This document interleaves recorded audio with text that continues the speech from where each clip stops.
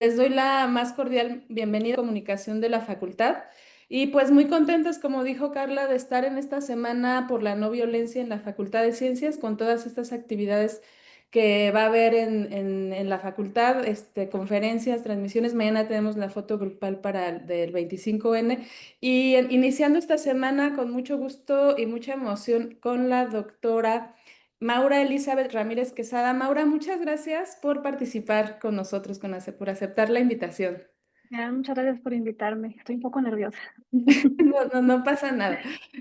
Bueno, pues voy a hablar solamente un poco sobre tu trayectoria. Tú nos vas a dar una ponencia que se llama Mi camino en la exploración del universo. Y les voy a dar una semblanza muy breve porque ahorita Maura nos va a platicar toda esta trayectoria que ha tenido los desafíos que ha enfrentado en este camino. Ella es doctora en física por Durham University Institute for Particle Physics. Actualmente realiza investigación postdoctoral en la Universidad Johannes de Gutenberg de Mainz, Alemania. Cursó la licenciatura y la maestría en la Universidad de Sonora. Su trabajo se centra en el estudio de materia oscura, estrellas compactas y ondas gravitacionales, explorando cómo los fenómenos del cosmos pueden revelar nueva física. Ha sido miembro del Instituto de Física de la Universidad de Tokio y cuenta con diversas publicaciones científicas internacionales. Además de su trayectoria en investigación, impulsa activamente la divulgación científica y la reflexión sobre el papel de las mujeres en la ciencia. Pues, pues muchas gracias, Maura. No sé si, bueno, ¿quieres compartirnos la presentación que nos tienes Claro. preparada? Y al final, pues invitarlos a todos a que nos hagan sus preguntas y comentarios sobre que le quieran hacer a la doctora Maura, porque pues para eso estamos en este evento. Gracias, Maura. No, gracias. Nuevamente gracias por la invitación. Y bueno, hoy les vengo a presentar un poquito más allá de lo que es la trayectoria como tal de a dónde he ido, cómo me ha ido, qué es lo que he hecho en general. Y me quise centrar un poco más como en qué hay detrás de toda esa trayectoria. Más que nada porque hablando con muchas compañeras, con muchas personas que han pasado también como por este camino, ¿no? De llegar a hacer investigación. Usualmente la gente ve como el resultado, pero nunca se ve lo que hay detrás de ese resultado, ¿no? Creyendo que todo esto es un camino sencillo o fácil para nosotras como mujeres. Y bueno, por eso le quise llamar como mi camino en la exploración del universo, ¿no? Pero básicamente es todo las cosas más importantes y fuertes que han pasado en mi camino desde que yo era una niña hasta hoy, ¿no? Todo lo que me ha ayudado a llegar hasta acá. Y bueno, pues yo soy quien soy, ¿no? Soy una persona común y corriente, vengo de una familia sencilla, humilde. Yo nací en el norte del norte, en Nogales, Sonora, y vengo de una familia conservadora en donde yo crecí creyendo que la ciencia no era un lugar para mí, ¿no? Que mi mundo iba a ser algo completamente diferente a lo que yo elegí ser el día de hoy. Entonces, y esto, más que venir de mi familia, viene como de todas las cosas que yo veía también a mi alrededor como niña.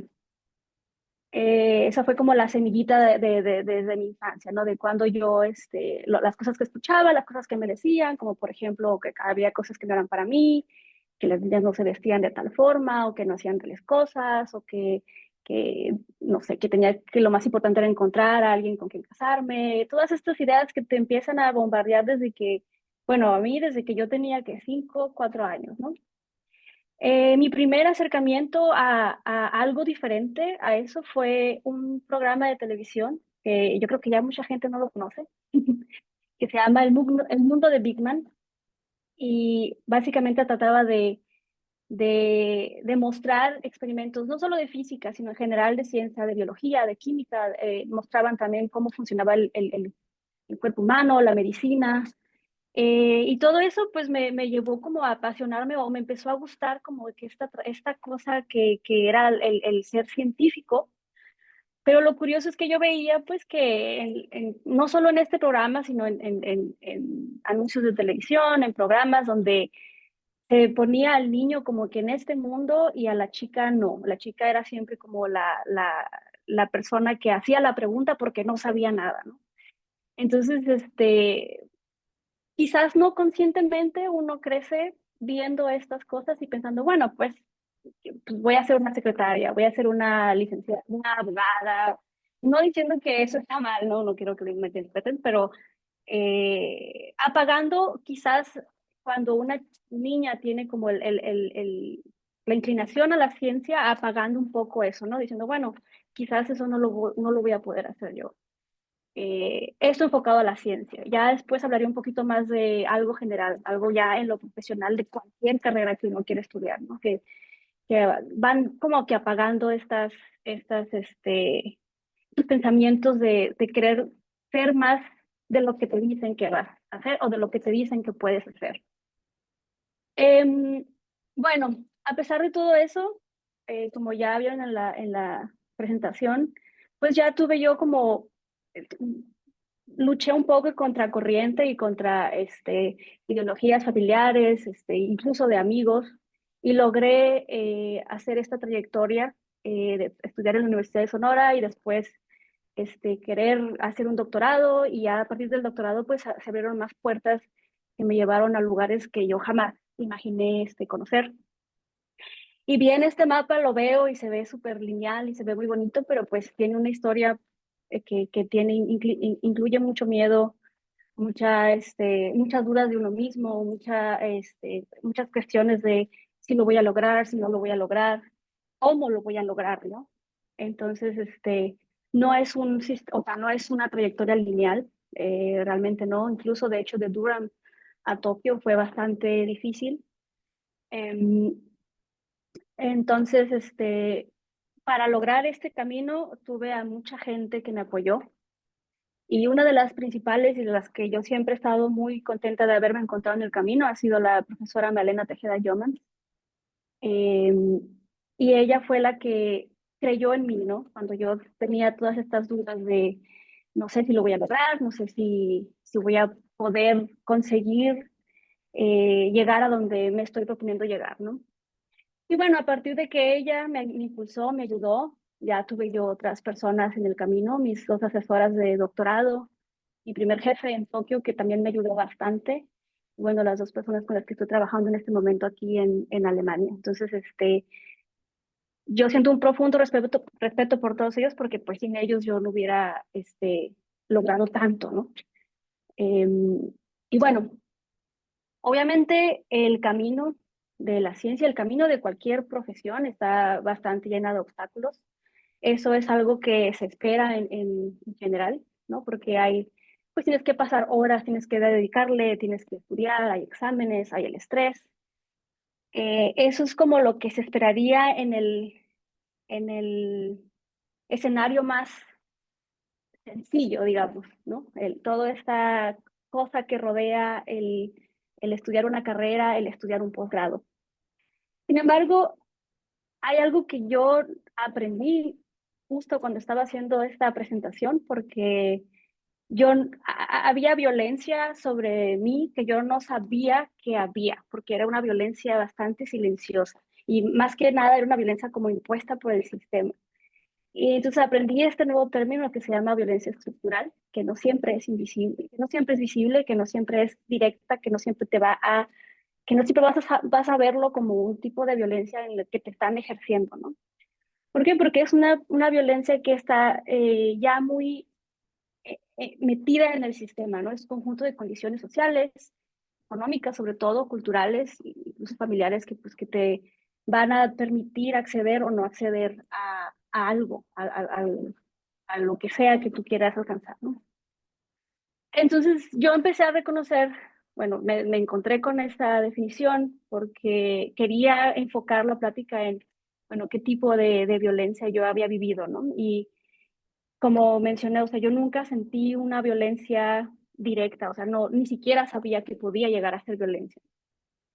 Y ese tipo de cosas se puede reflejar en el tiempo disponible que uno tiene para estudiar, en cuánto apoyo de la familia uno puede recibir, si existe algún modelo a seguir también, sobre todo las expectativas de género, ¿no? Que esta presión hacia la mujer en particular de tienes que casarte, tienes que tener hijos, solo por el hecho de ser mujer, el acceso a recursos, que en mi caso fue como de las situaciones más duras, el apoyo en las redes académicas y sobre todo la condición económicas y culturales del hogar, ¿no? En el principio.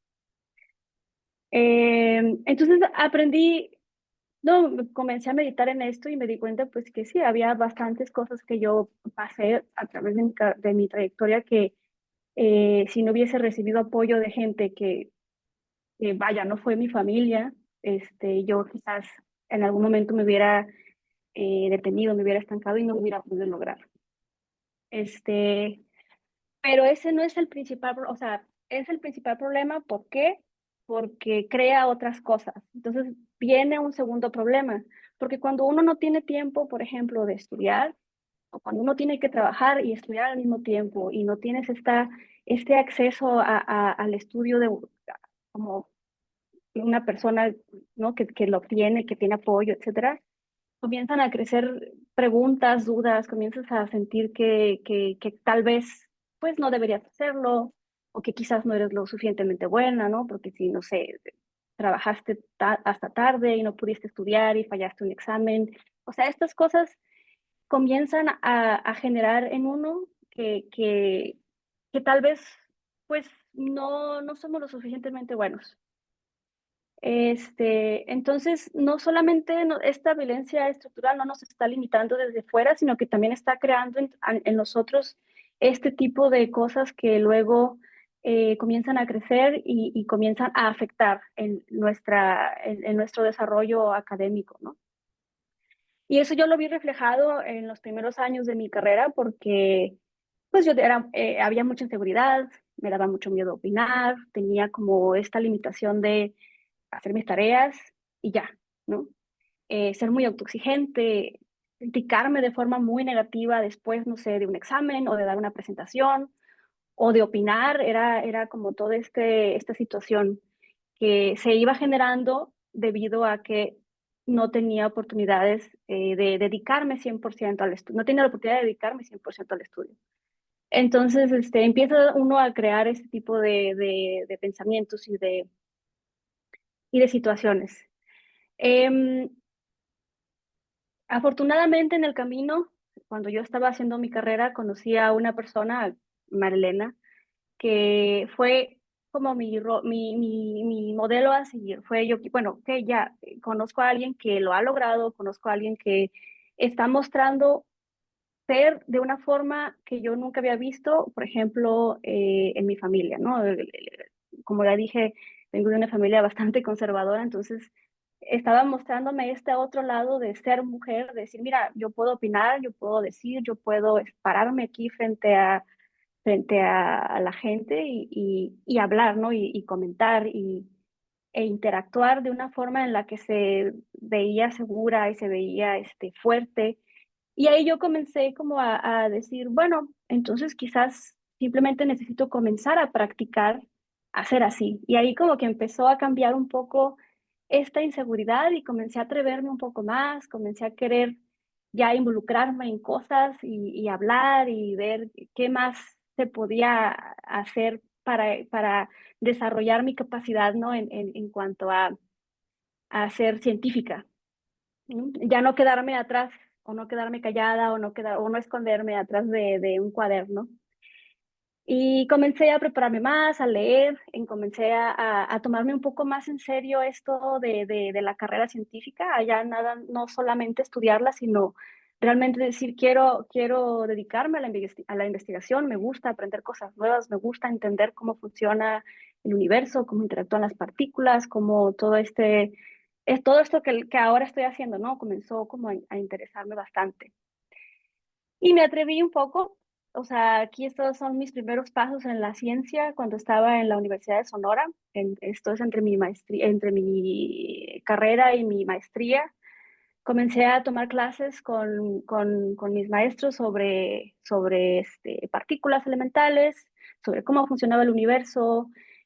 Comencé a interactuar ya más, a involucrarme más en, por ejemplo, atreverme a dar pláticas, a explicar sobre ciencia. Entonces fue como un momento de crecimiento que fue muy productivo y que yo nunca jamás, no imaginé yo estar escondida en una esquina de un salón a estar haciendo este tipo de cosas, ¿no? Entonces, para mí como la primera cosa que rompió esa violencia estructural fue tener como este modelo a seguir y decir, ah, mira, yo, si esta persona pudo, creo que yo también voy a poder, ¿no? O sea, es posible.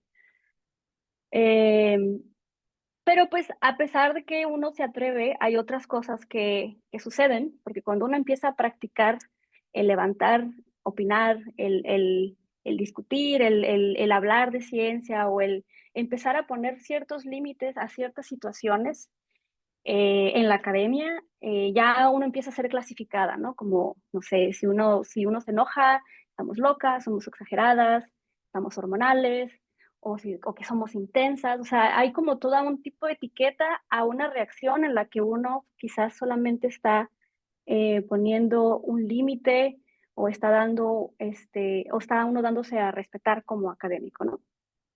Mientras que para un hombre es como un poco más, no, el tener, o sea, he visto mucho esto de que, tiene un carácter muy fuerte, es que es todo un líder o es muy decidido, o no, estas etiquetas un poco más positivas, ¿no? No sé, no se les señala más, o sea, no se les señala tanto como se les señala a las mujeres. Y justo eso hablaba con uno de mis jefes aquí, que muchas veces una mujer es, bueno, no muchas veces, casi siempre la mujer es más rápido juzgada o criticada al momento de ser o ser alguien o hacer algo que lo que se le juzga a un hombre, ¿no? Entonces ha sido como en este ambiente en el que estoy, ha sido bastante discutido este tipo de fenómeno que uno, pues, en el que uno a veces atraviesa como mujer.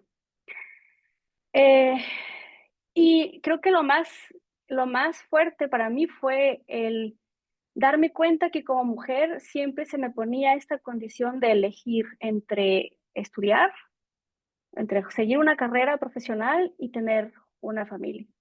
Y eso creo que recae no solo en una mujer en la ciencia, sino en cualquier tipo de carrera, cualquier tipo de carrera profesional que uno quiera elegir. La pregunta que se le hace a una mujer siempre es, y entonces, no, tu familia, cuando quieras tener hijos, es esta pregunta que siempre está ahí, solo porque como mujer tenemos que hacer eso, ¿no? Al hombre nunca se le juzga el, ay, si tienes hijos, ¿qué vas a hacer? ¿Vas a dejar tu carrera? Pues no, porque se considera que la mujer es la que se va a cuidar, que va a cuidar a los hijos, ¿no? En cambio, de la otra forma, está la mujer buscando la carrera y si tiene un hijo, nunca se puede pensar que el hombre puede hacer también ese, ¿no? Pueden hacer un team, un equipo para cuidar de la familia en general. Entonces, esta presión creo que es la más grande para todas las mujeres.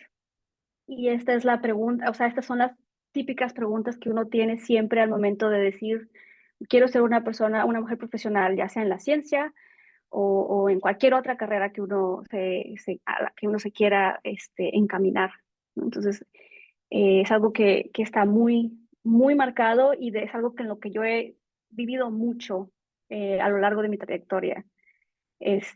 Cuando ya me empiezan a decir, ay, si tienes hijos, tienes que dejar tu carrera, o si tienes hijos y no dejas tu carrera, eres mala mamá. O sea, no hay como, o sea, hay mucho que cambiar todavía en este tipo de pensamientos. Y lo he visto bastante, no solo en mí, sino en otras personas que también han decidido tener familia y se les ha juzgado. O sea, es bastante fuerte lo que le sucede a la mujer cuando toma la decisión de tener una vida profesional, además de familiar, o incluso si no tiene la decisión de formar una familia, ¿no? Y bueno, más allá de todo ese prejuicio, pues me animé, salté a Durham, esta es una foto de mi primer año, Y se puede ver claramente, ¿no? El desbalance que hay, porque somos solo tres mujeres que estábamos haciendo PhD. Estas tres personas, estas cuatro personas acá son solo, bueno, eran solo las secretarias, eran las secretarias del grupo en el que yo estaba. Entonces, incluso contándolas a ellas, no llegamos ni a la mitad de lo que era todo en general, ¿no? Entonces, sí fue un poco extraño, era bastante extraño, pero lo más extraño que a mí me sucede es que es extraño que no es extraño, en el sentido de que uno llega y, y es normal ver a tantos hombres y a tan pocas mujeres. Entonces, yo siento que yo he hecho la pregunta de que a un hombre, ¿cuál le parecería ver esta foto invertida, ¿no? Que solo hubiera cuatro hombres, ocho hombres y todos los demás mujeres. Y el hombre se queda, o sea, amigos míos se han quedado pensando y dicen, bueno, sí sería un poco inusual, ¿no? Sería un poco extraño ver eso. Y, y esta situación no se siente igual si es de la otra forma. Y bueno, es una situación que no ha cambiado con el tiempo, que sigue ahí. Eh, Ese ha sido el progreso de esos años de doctorado, incluso mi primer postdoc. Aquí en Alemania es un poco más igualitario, casi un 50-50. Y bueno, más allá de este tipo de violencia que yo les hablé, creo que también es importante hablar de toda la presión que uno siente, ¿no? Al momento de estar estudiando, haciendo un doctorado o trabajando en un equipo de colaboración, hay muchas cosas que suceden que están un poco más marcadas a las mujeres, ¿no? Sobre todo esta presión que es silenciosa, y la digo presión como de representar a todas, de decir, a ver, hay que hacer algo, hay que, ¿no? Y nadie escucha y uno siente como la necesidad además de hacer ciencia, querer llamar y es una presión extra hacia nosotras, ¿no? Entonces, incluso a pesar de todo esto, pues lo he logrado. Estos son mis primeros 2 años de doctorado. Aquí ya es cuando ya soy postdoc y esta plática ha sido apenas hace un mes en México. Fui invitada y esta foto se ve todo muy tranquilo, pero estaba muriéndome de nervios. Entonces, estas cosas, o sea, este tipo de fotos se ven y uno piensa, wow, qué padre, ¿no? Pero hay demasiadas cosas detrás, hay mucho desgaste mental, hay mucha ansiedad por el desempeño, hay mucho miedo constante de no ser suficiente, de hacer este burnout, de la carga emocional por el género, o sea, hay muchas cosas. Y esto sobre todo es cuando uno entra y empieza a hablar en frente de un público donde el 90% o el 80% son hombres, pues inconscientemente uno se siente con bastante presión. Entonces, es algo de lo que se habla muy poco y de lo que yo he intentado mucho hablar aquí con mis compañeras, con mis estudiantes de doctorado, mujeres, porque lo que a mí me sostuvo, que no es la solución, pero es algo que me sostuvo y me llevó, pues, de tener como estos espacios de dialogar, de compartir, de decir, mira, me está pasando esto, no sé esto qué significa o por qué está sucediendo esto. Compartir experiencias para darnos cuenta, pues, que no estamos solos, ¿no? Y bueno, aquí está una foto muy bonita de los últimos años de mi doctorado, donde ya se veía un poco más la presencia de mujeres. Eh, entonces, esta es lo que a mí me sostuvo y que creo que no es la solución, pero es el comienzo, ¿no? Es el comienzo, aunque sea para resistir. Y bueno, eso es lo que yo estoy haciendo ahora, ¿no? Para poder romper o para poder inspirar, ayudar a más personas, es hablar de ciencia, para que más niñas y jóvenes se imaginen ahí, se vean. Y como ya dije, acompaño estudiantes, y comparto historias, comparto experiencias para que no se sientan solas, doy charlas como estas, trato de involucrarme más y hablo, y pues me hago visible un poco más como mujer, ¿no? Y sobre todo latina en ciencia, que también esto es otro tipo de situación, además del simple hecho de ser mujer. Entonces creo que esto digo, es un poquito de lo que yo puedo aportar Además, pues hago un poco de divulgación. Estoy en un proyecto que se llama La Biozona. He escrito varios blogs sobre física, de las cosas que hago y un poco más sencillo como para las personas que tengan un poco más acceso a estas cosas que a lo mejor no son tan visibles, ¿no? Y sobre todo que vean que es una mujer la que lo está escribiendo y que hay mujeres científicas allá afuera. También pueden, o sea, he participado en el mismo proyecto en podcast. Aquí es donde cuento un poco más detallada la historia que les conté al inicio de la plática. Y bueno, hasta lo más importante que he hecho hasta ahora ha sido, pues, precisamente la razón por cual fui invitada a dar esta plática, que ha sido el participar en este libro, El Derecho a Ser Científicas, donde decidí compartir un poco de mi historia para que pues si alguien está pasando por una situación similar a la que yo pasé, si alguien siente que a lo mejor no es posible, pues que sepa que no está sola y que puede, ¿no? Y que no voy a decir que ha sido fácil, pero sí es posible. Entonces, pues es todo de mi parte. Muchas gracias.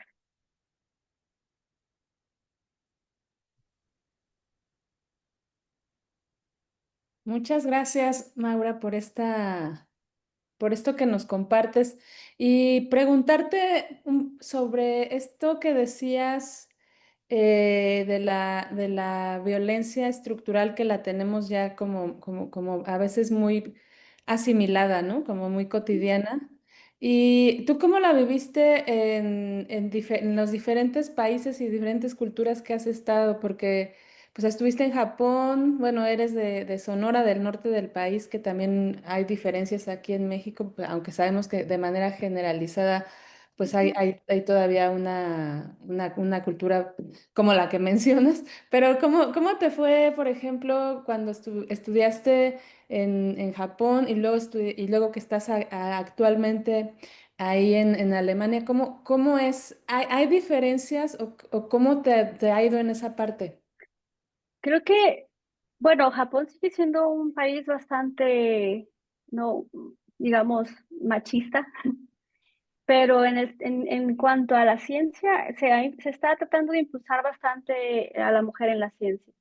Ahí nunca sentí algo o nunca viví, a pesar de que estuve en un grupo de 30 hombres y 2 mujeres, Ujú. nunca viví algo que yo etiquetara como, esto está violentando mi derecho, al contrario, y por eso para mí al haber estado ahí fue algo muy importante y fue de mucho crecimiento.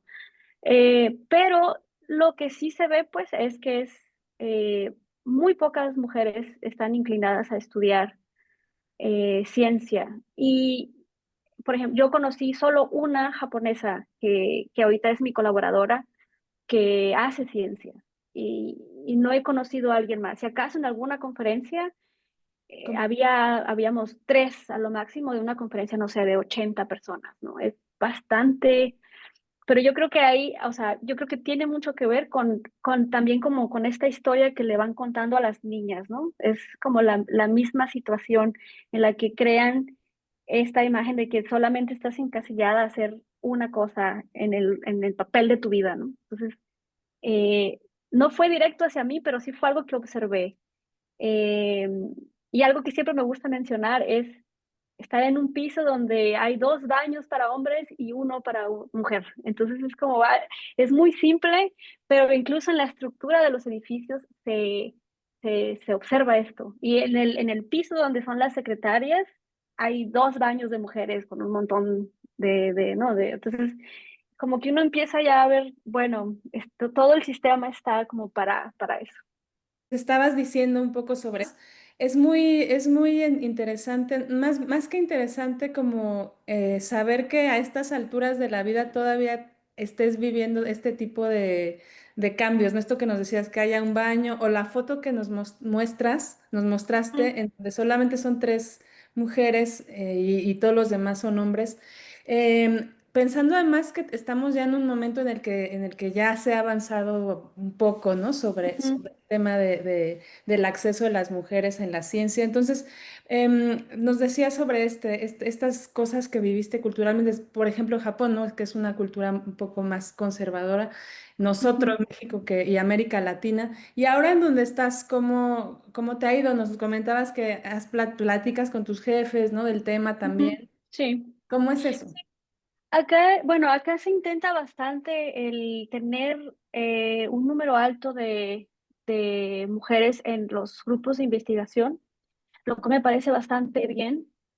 Eh, pero ahora lo que se dice mucho, ¿no? Es que no hay mujeres que estén aplicando, no hay mujeres que, o cómo, si tienes a dos candidatos, dicen, bueno, si son a la par, pues siempre te vas por la mujer, ¿no? Entonces, lo que he escuchado últimamente, lamentablemente, es este comentario de, es que los hombres lo tenemos más difícil ahora porque ahora solo por ser mujer te van a dar trabajo a ti en lugar, o sea, desmeritan el hecho de que, a ver, estamos compitiendo por el mismo puesto y si tenemos tenemos el mismo nivel, ¿no? Tienes que tener algo pues para elegir entre dos candidatos que están igualmente capacitados de llevar el trabajo. Entonces, se escucha mucho esto y lo he escuchado en más de una ocasión.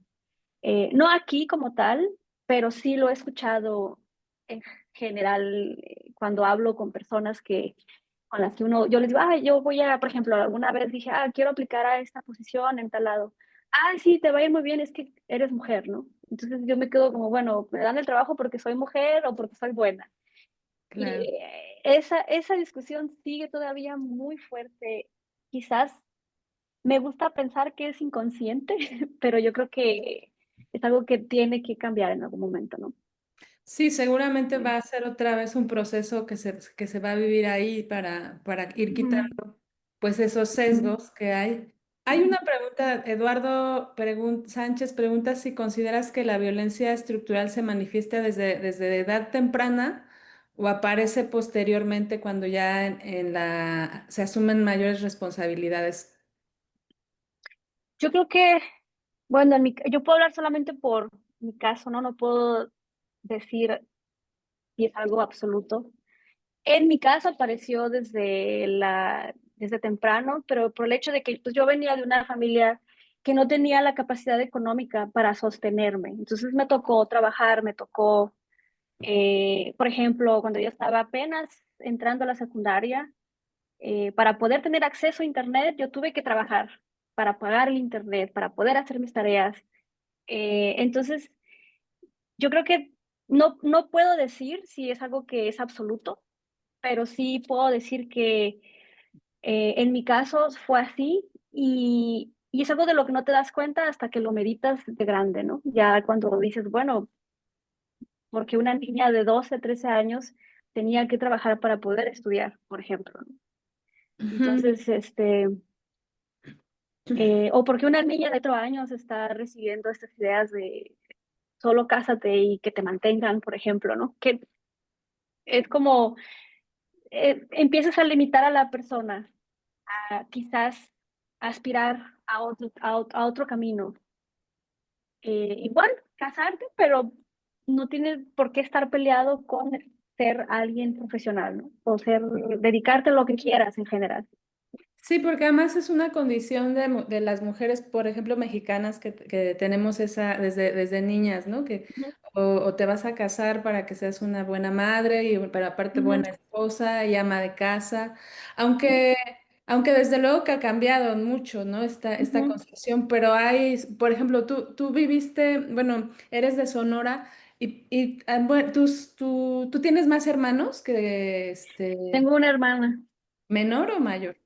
menor, 4 años menor que yo, sí, menor. ¿Y ella también está estudiando o cómo están ustedes en esa Sí, de hecho, ella ahora está estudiando en la Universidad de Sonora también, pero ella está estudiando para enseñanza del inglés. Ya. Sí, ¿Tú sí, cómo sí. ves el tema de la familia? Porque bueno, muchas veces se piensa esta idea de si no hay un apoyo familiar consistente, pues es difícil, ¿no?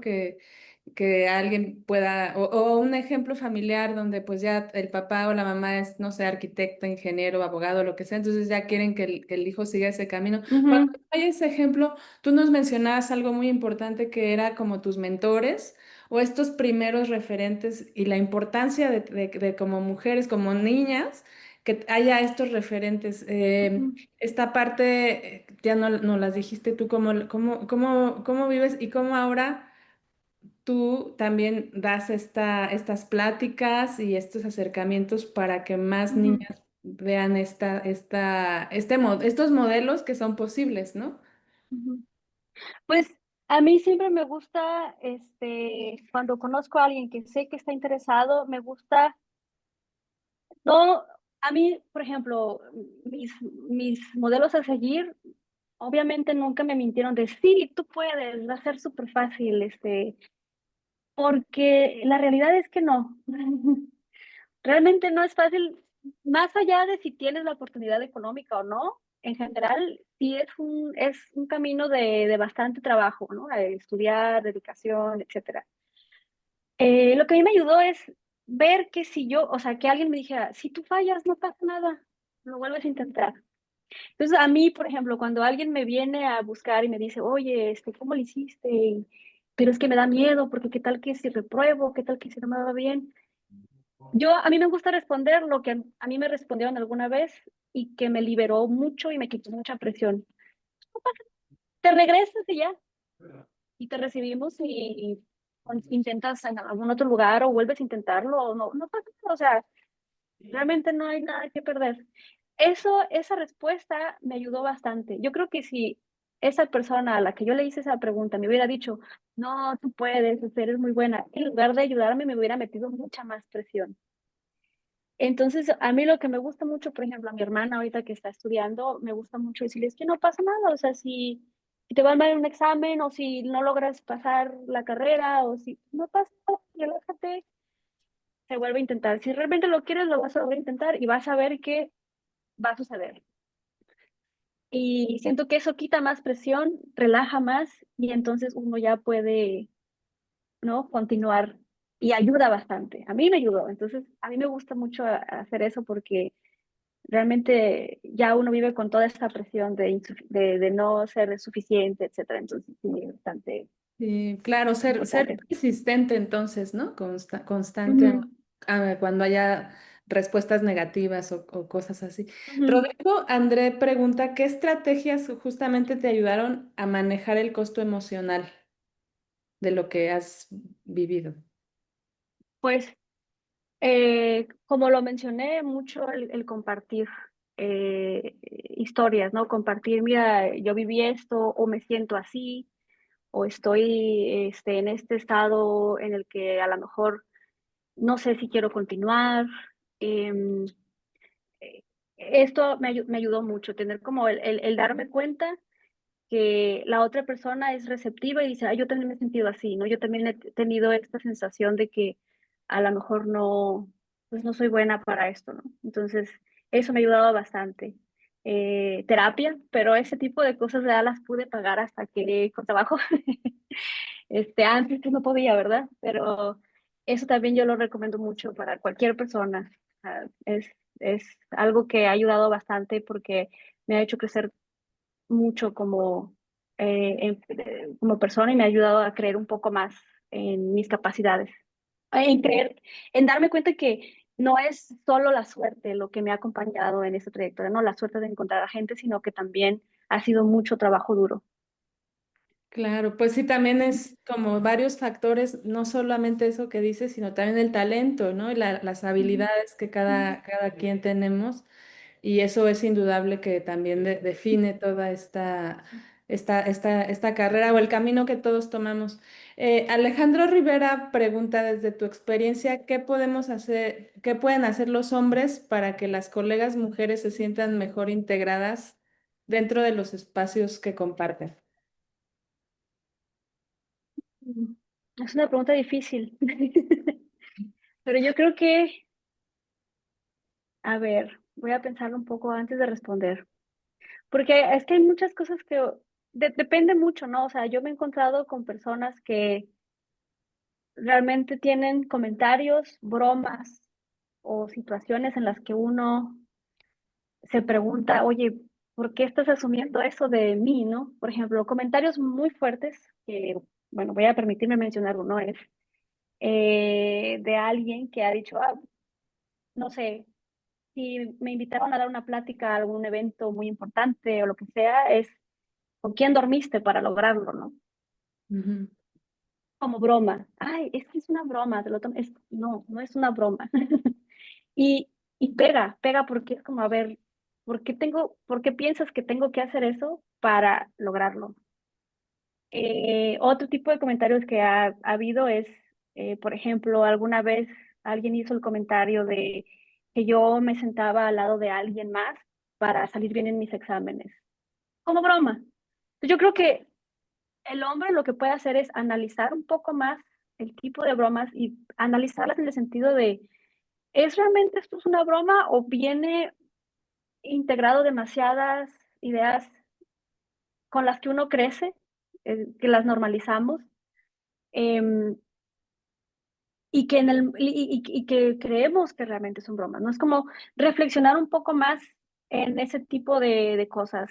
No hay mucho más que se pueda hacer, digo, pero es tratarnos por igual, darnos como el reconocimiento de nuestro esfuerzo y, y, y realmente el estar conscientes y analizar, detenerse un poco a pensar el tipo de broma que estás haciendo, qué trasfondo tiene, o cómo se puede, no, que está bien, está mal, porque mucha gente pues no lo analiza, incluso mujeres pueden ser que tengan eso tan internalizado,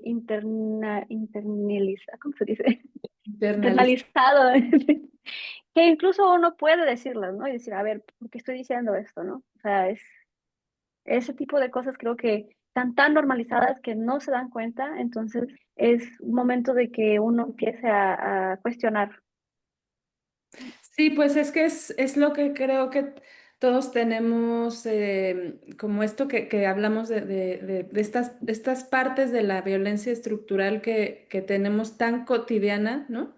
Desde la casa, desde la familia, desde, Ujú, por ejemplo, ujú, los que tenemos hermanos en familias o sea, tradicionales, los hermanos hacen ciertas tareas, las mujeres otra cosa, ¿no? Entonces, desde ujú, ahí empiezas a asumir que esos son los papeles que ujú, hay que jugar, ¿no? Entonces, cuando ujú, te opones a eso, pues entonces empieza también esto que tú nos comentabas, ujú, estas ideas sutiles que parecen sutiles o estas bromas que parecen sutiles pero que no lo son. Por ejemplo, que dices, bueno, es que es más neurótica, más enojona porque anda en sus ujú, días o porque así son las ujú, mujeres, están locas, ¿no?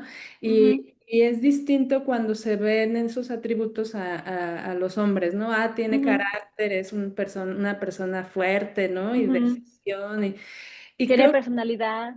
tiene gran personalidad, pero Sí. una mujer así no, pues le falta un marido, o le falta, no sé, Es complicada de manejar, cosas así. picada, anda lo más común, ¿no? Seguro anda hormonal, Ujú, o no sé. Entonces, ujú, eso que parece tan sutil y que está tan internalizado es lo que ujú, puede ir cambiando las diferencias no solamente actualmente, sino en las generaciones, ¿no? Cuando ujú, somos niños ujú, en formación y preguntarte en este caso también, pues que nos hables ahora un poquito, ya para irnos encaminando a las preguntas finales.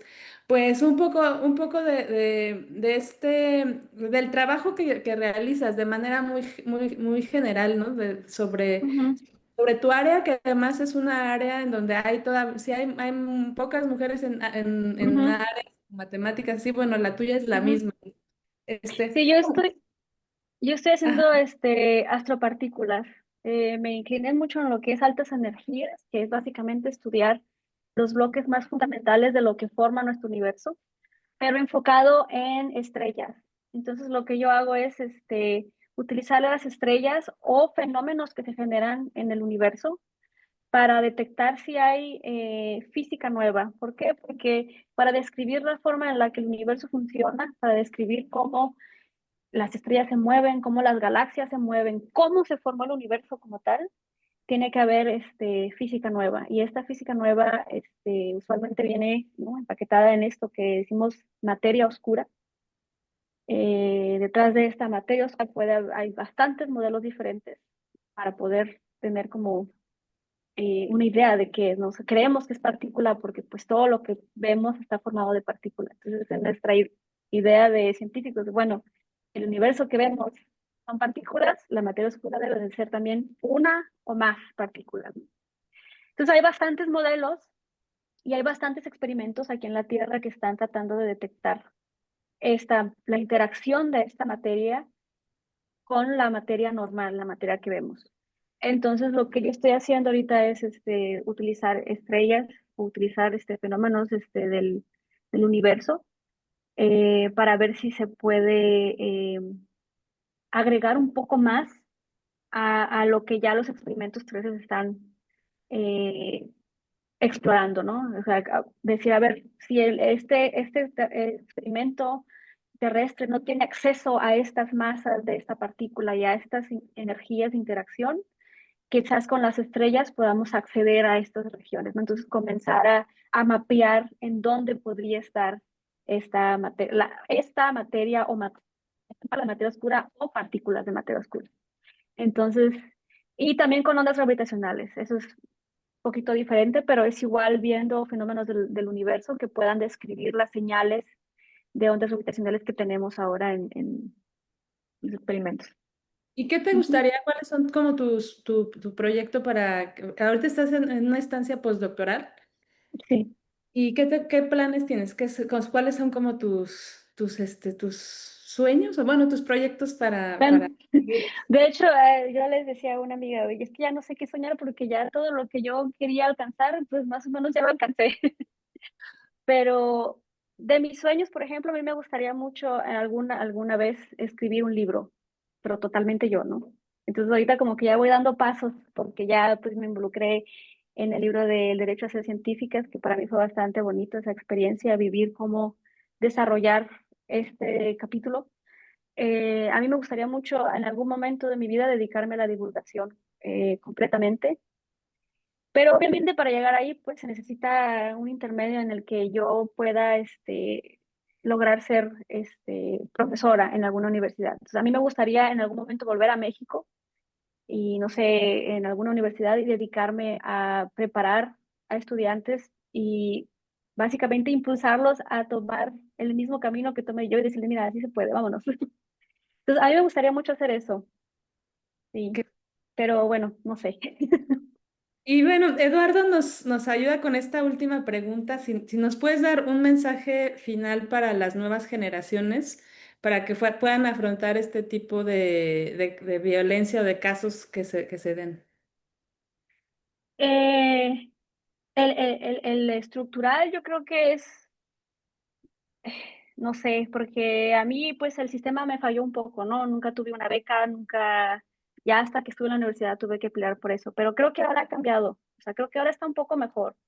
Yo creo que siempre buscar, tocar puertas, pedir ayuda, siempre va a haber alguien que te quiera apoyar.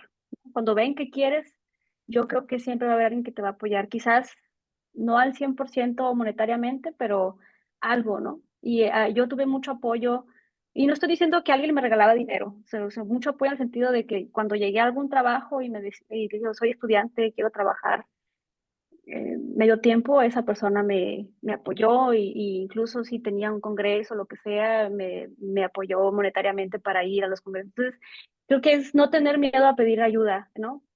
Y siempre pelear por tener la beca, porque yo espero que ahora esté mucho mejor el sistema y ya se estén haciendo estudios mejores de cómo está la situación económica de un estudiante para poder apoyarle. Claro. Y en cuestión de la violencia esta que uno vive de género, eh, que es la más importante para mí, bueno, las dos son muy importantes, pero esta sería ya no quedarnos calladas, ¿no? Ya no reírnos con la broma, ya no decir, ay, es que es mi amigo, lo dijo de broma. No, ya no, porque a veces las personas lo seguimos haciendo, sobre todo porque no nos damos cuenta que a lo mejor estamos dañando, ¿no? Entonces, Creo que para poder hacer el cambio uno tiene que comenzar a, a señalar, esa broma no está correcta, ¿no? Esa broma es machista, esa broma es sexista, esa broma es misógena. Y hacerlo, también yo diría alejarse de las personas que no lo entienden o no lo quieren entender, porque si no lo quieren entender, quiere decir que lo van a seguir haciendo, ¿no? Entonces, yo diría esas dos, ¿no? Yo ahora me he vuelto una persona un poco, me dicen, eres muy border. Ya cuando hay algo que yo veo, esta persona no está haciendo, o no tiene valores, o no quiere entenderlos, yo prefiero de lejos. Entonces, eh, eso, no quedarnos callados. Bueno, pues muchísimas gracias, doctora Maura Quesada, por tu compartir todo esto que nos estás diciendo. Y pues ya se nos terminó el tiempo. Agradezco Sí, tu, muchas gracias. sí, tu participación y también a todos los que nos siguieron en esta transmisión y a los niños aquí, estudiantes de servicio social que también están colaborando en esta transmisión. Muchas gracias y los invitamos a que sigan en la siguiente emisión. Hasta luego. Gracias, hasta luego. Gracias. Bye.